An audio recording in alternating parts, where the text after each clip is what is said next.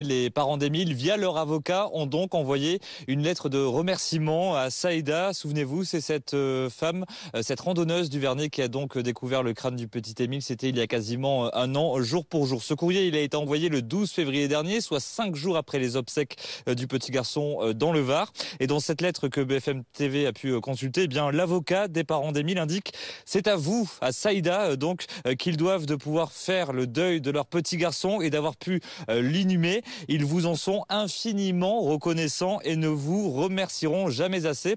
Je vous propose justement d'écouter la réaction de Saïda, cette randonneuse qui a découvert le crâne du petit Émile. Elle est au micro de Célia Vallée. J'étais contente et en même temps j'étais surprise. Ouais, j'étais contente parce que je me suis dit voilà, enfin les parents, j'attends pas de remerciements, hein, attention, mais voilà, je suis avec eux maintenant. Hein.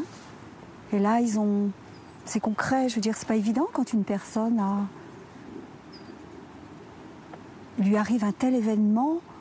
Après, il faut avoir la présence d'esprit de faire ceci, de faire cela, de continuer de son quotidien. Et là, je reçois ça. Donc, quelque part, si vous voulez, ça concrétise le fait que, voilà, ils sont revenus, entre guillemets, avec nous. Ils sont revenus sur Terre, ils sont avec nous. Donc, je reçois cette lettre. C'est concret, voilà. Ça dit on te remercie. Et moi, je m'y attendais pas, je m'y attendais plus. Alors dans ce courrier, eh bien l'avocat des parents d'Émile, maître Jérôme Triomphe, a joint 2 photos du petit garçon. Et derrière ces photos, on peut y lire 2 prières que le petit Émile avait l'habitude de réciter le soir avant de s'endormir.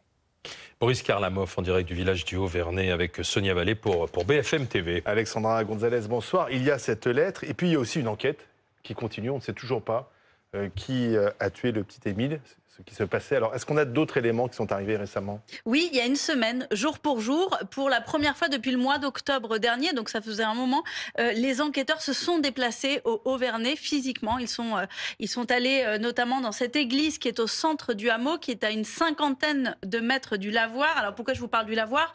Parce que c'est le dernier endroit où le petit Émile a été aperçu vivant. Et donc, il y a cette église qui a intéressé de très près les enquêteurs qui se sont déplacés dans ce village et qui sont, après des constatations, qui sont repartis avec un bac en bois, un bac de fleurs qui se trouve devant cette église, qui avait été installée là il y a quelques années déjà par le maire pour empêcher des voitures de se garer devant.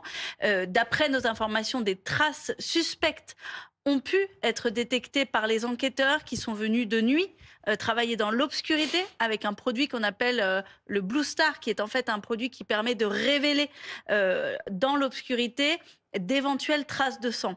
Est-ce que là, il y en a ou pas? Ce sera à l'enquête de le déterminer, aux analyses plutôt qui sont actuellement menées par un laboratoire de le déterminer. Pour l'instant, il est encore trop tôt pour l'affirmer. Jacques Morel, comment est-ce qu'on continue de travailler discrètement sur le terrain pour essayer d'avoir tous les éléments possibles? C'est la science plus qui parle maintenant que le bouche à oreille, le recueil de témoignages? Oui, je pense que les recueils de témoignages, ça continue et que le déplacement des enquêteurs de la section de recherche de Marseille fait suite à des informations récemment recueillies, puisque, si vous voulez, sinon, il y a longtemps que les enquêteurs de l'ASR seraient déjà venus se saisir de cette vasque.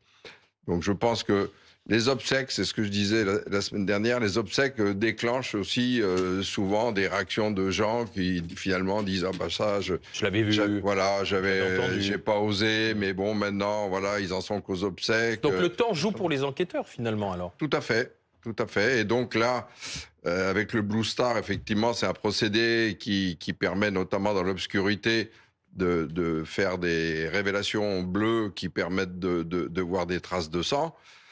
Bon, maintenant, il est parti à l'Institut de recherche. Ils l'ont vidé, donc c'est pas l'intérieur apparemment qui les intéressait. Ça veut dire que peut-être l'enfant est passé là, qu'il était blessé, qu'il y aurait eu du sang, ou c'est du sang animal qui vient d'ailleurs, parce que on est quand même en pleine campagne. Ça peut être un animal qui était blessé et qui est venu là. Mais s'ils sont venus là, si vous voulez, c'est pas par hasard. C'est sur une information, une lettre anonyme ou pas, qui leur a dit « vous devriez vous intéresser à l'église », parce que je crois qu'ils ont fait des investigations aussi à l'intérieur de cette église. On peut là aussi supposer que ça avait été fait au départ, mais vraisemblablement un courrier ou un témoignage a relancé cette orientation. Alors justement, il faut voir ce que c'est que cette orientation, ce témoignage, ce qui aurait pu être aperçu, parce que ce sont nos confrères de BFM d'ici, justement, qui ont pu avoir accès à ces éléments, Alexandra Gonzalez, avec ce témoignage, un habitant qui affirme avoir vu un religieux avec un oncle d'Émile. Il faisait, dit-il, les 100 pas entre le lavoir et l'église. Les enquêteurs étudient et ça se serait produit avant le témoignage de l'enfant. Donc, Avant la découverte de l'enfant. Oui, alors ça, découverte du corps. Ça c'est un témoignage qui effectivement a été mis au jour par nos collègues de BFM d'ici, sur lesquels nous n'avons pas travaillé. Donc pour le coup, je ne peux pas trop vous en dire plus. Non, mais ce qui est intéressant, ça veut dire que, comme vous le disiez, Jacques, on continue de recueillir des témoignages tardifs, hein, certes, mais qui peuvent être aussi déterminants. Oui, de toute façon, il y a peut-être quelqu'un dans ce village qui sait quelque chose. Et c'est ça, c'est quelque chose qui hante les enquêteurs, forcément, parce qu'il y a toujours plusieurs pistes. On peut les rappeler. Il y a la piste de l'accident de cet enfant qui échappe à la vigilance de sa famille. Mais on parle d'un enfant de 2 ans, donc avec une motricité d'un enfant de 2 ans dans une, vous le voyez, hein, dans un endroit qui est escarpé, compliqué, avec beaucoup de broussailles, une nature très dense. Donc, cette piste accidentelle existe, mais elle n'est pas la seule à exister. Il y a d'autres pistes. Il y a celle d'un accident, d'un homicide involontaire, et la personne ensuite, eh bien, aurait caché le corps du petit Émile pendant de nombreux mois. Et puis la piste criminelle. Ces 3 pistes font partie des hypothèses sur lesquelles travaillent les enquêteurs. Et Aucune n'a été écartée pour l'instant. Non, et ils travaillent sans relâche, et il faut aussi leur rendre hommage. C'est-à-dire que même si on ne parle plus forcément de ce dossier, même si les ossements ont été rendus aux parents, et on pourrait penser que ça met fin à cette histoire, eh bien non. Les obsèques, non, les enquêteurs et les magistrats ont toujours cette détermination de un jour pouvoir expliquer aux parents ce qui s'est passé. On ne peut pas s'empêcher de penser à une autre affaire célèbre de disparition d'enfants, l'affaire du petit Grégory, où on n'a finalement jamais su réellement ce qui s'était passé parce que les gens se muraient dans le silence, parce qu'il y a eu des fausses pistes, qui est aussi sans doute une enquête qui avait mal démarré au départ, un juge qui n'était pas à la hauteur. Enfin, bref, il y avait un cocktail qui malheureusement a conduit à tout cela. C'est pas le cas ici. Mais on y pense, on se dit finalement peut-être que jamais on n'arrivera à découvrir cette vérité. À quel moment l'enquête s'arrêtera en fait ? Ben, l'enquête s'arrêtera quand elle partira peut-être au pôle Colcaise à Nanterre, une fois que les juges d'instruction qui sont saisis actuellement estimeront qu'il n'y a plus d'investigation, il n'y a plus d'informations. Bon, c'est la première fois qu'on entend parler d'un religieux qui était dans cet environnement. Moi, j'avais cru comprendre que cette chapelle était un peu désaffectée. Elle avait été réactivée au moment où ils y avaient fait une messe au moment de la disparition d'Émile, mais qu'il y avait une autre église dans ce hameau. Bon, qu'est-ce que ce religieux qui vient intervenir avec l'oncle là de l'enfant, et c'est avant qu'on retrouve le corps du petit Émile. C'est un peu étonnant, mais bon, si un habitant l'a vu, ça mérite d'être exploité. C'est peut-être pour ça qu'ils sont venus perquisitionner dans cette chapelle. Hein. Je rappelle que les obsèques ont lieu il y a 1 mois. Mais qui décide à ce moment-là de fermer le dossier en disant on est allé au bout des investigations ? Ah bah, c'est les juges d'instruction, si vous voulez, qui ont en charge. Il y a 2 ou 3 juges d'instruction qui sont saisis de cette affaire, qui ont en charge le dossier, qui vont communiquer avec le parquet en disant bon, ben, pour nous, il n'y a plus rien à faire. Donc, soit ça va être classé, soit ça sera. Ça peut être contesté. Oui, tout à fait. Il peut y avoir, par la famille, un appel par les avocats de la famille. Et aussi bien, ça peut partir au Colcaise en disant bon, ben, on attendra qu'un jour, comme il y a un ADN qui a été récupéré sur les ossements... Qui peut parler très rapidement aussi. Il est inconnu, cet ADN, pour l'instant, mais il peut un jour, vous voyez bien, dans différentes Mais je croyais qu'on avait fait des prélèvements. On avait fait des prélèvements ADN dans le village, non ?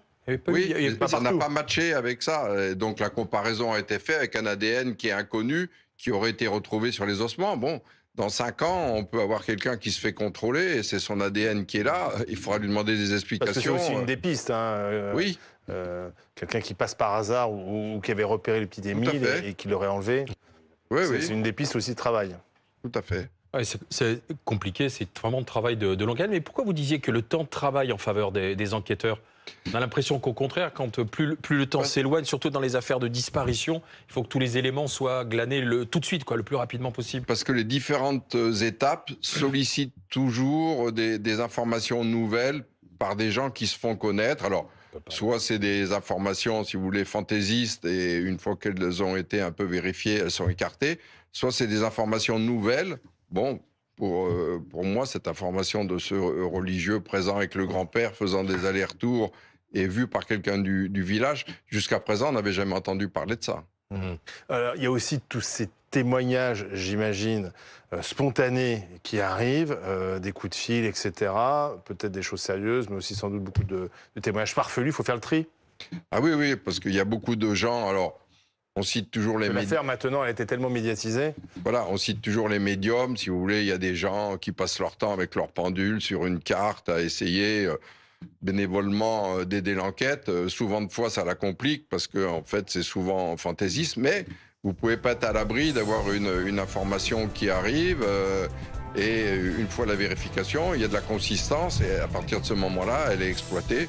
C'est peut-être le cas de ce qui vient d'arriver dans cette perquisition ou visite dans cette chapelle.